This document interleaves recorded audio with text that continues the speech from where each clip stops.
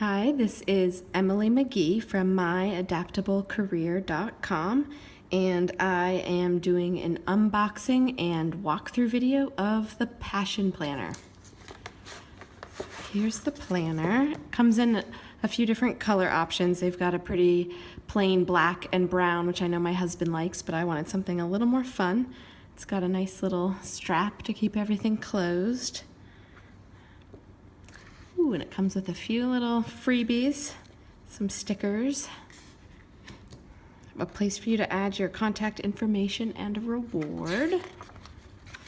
All right, and the first few pages sort of tell you the story of the Passion Planner so that you know what to expect, how it came to be, how the planner is set up, and some advice on using it.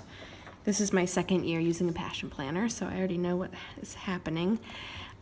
Everything with the planner begins with the Passion Roadmap. That's what this page is here, and it's the step-by-step guide to mapping out your goals. So you think about, as of today, what is your wish for 1 year from now, 3 months, 3 years, and for your whole life. And then there's instructions that you follow for prioritizing, which is definitely something that I teach my students. It's a really important part of managing your time effectively. All right, next page is about creating your first passion plan, so the goal that's going to have the biggest impact on your life right now. There's instructions. Here's also some examples to help walk you through it, and having those models is definitely going to help you out. We've got all the years, 2016, 2017, 2018, 2019, in case you're planning that far ahead. I always buy the undated version. It's just my preference, and I always buy a Monday start date if possible. I like to have my weekends together at the end of the week because that's how I think about it in my head. And here's what the monthly spread looks like for the Passion Planner. So you'll see on this side, you've got your focus for the month, both personal and work, people to see, places to go, and your not to-do list. Again, this is something that I believe in as well, being able to say no and set your priorities so that you can focus on what your top goal is. And then we've got another space for prioritizing personal projects and work projects. And then here's space for a mind map. Because this is the undated version, you'll fill in what month it is and you'll write down the dates in the planner. And in the undated version, all the months are here at the front of the book. After each month is a place for monthly reflection, which is a great practice to help you stay on track and see the bigger picture if you can reflect. And then the next couple dozen pages are the rest of the 12 months with a monthly reflection in between each. If you get a dated planner, I believe you'll have a month, and then you'll have your weekly spreads, and then you'll have your monthly reflection at the end. So let me skip ahead. These are all the same. And let's see where the weekly spread starts for you. All right. So here's what the weeks look like. Again, because this is undated, you can write in what week it is, and then you'll write in the number next to each day. They have Monday or Sunday start dates. Like I said, I always get the Monday. So we've got this week's focus, and then you can break it down for each day to write the day's focus. I always use these boxes. It does help me focus. And then there's a nice little gratitude box for good things that happened, a quote to help inspire you, and then a little kind of bonus activity you can do just to kind of make your life better. They're fun. I like to read them. We've got the personal to-do list and the work to-do list.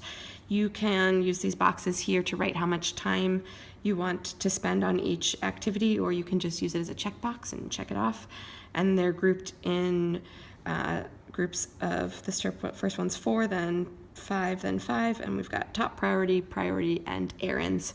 This is something I also really like my students to do, is make sure that you have a top priority and that there aren't too many top priorities. Otherwise, you are not going to be able to manage your time well. And then each day begins at 6 a.m. and ends at 10:30 a.m. In the past, Passion Planner has had free printable PDFs, so you can change the hours if you work at nights or you're up earlier or working later, and you can like just tape it on top here, or you can tape it down below and block off some of this space if you want the full 24 hours.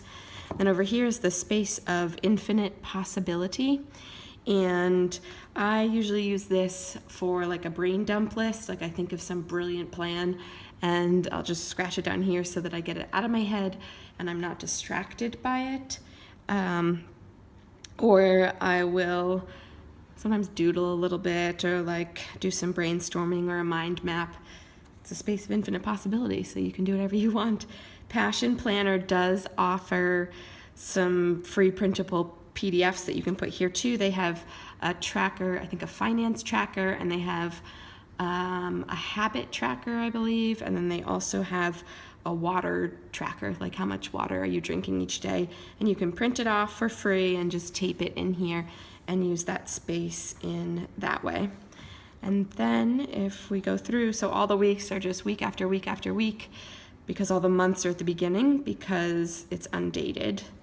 And then here at the back is quite a bit of free space for making notes or sketches or mind maps, whatever you like to do. You've got blank pages, you've got the grid pages, which is kind of fun. Sometimes I like to draw little bar graphs for reaching my goals because it's kind of satisfying to color them in.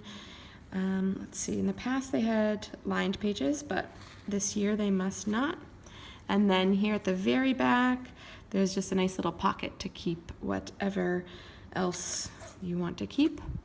So this is the Passion Planner, full-sized 8.5 by 11 undated Monday start. And again, I am Emily McGee from the website myadaptablecareer.com. I will link to my website and the Passion Planner in the comment section here.